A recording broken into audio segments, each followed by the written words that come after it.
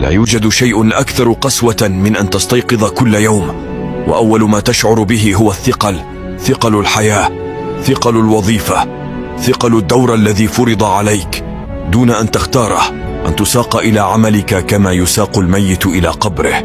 لا رغبة، لا أمل، بل فقط خوف من الجوع ومن الحاجة.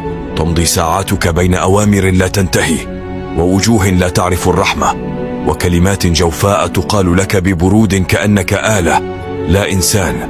العمل الذي يفترض أن يكون وسيلة للكرامة تحول إلى مقصلة. كل يوم ينتزع من عمرك دون مقابل، لا وقت للحلم ولا مساحة للراحة. وتتساءل في داخلك: هل هذا هو قدري؟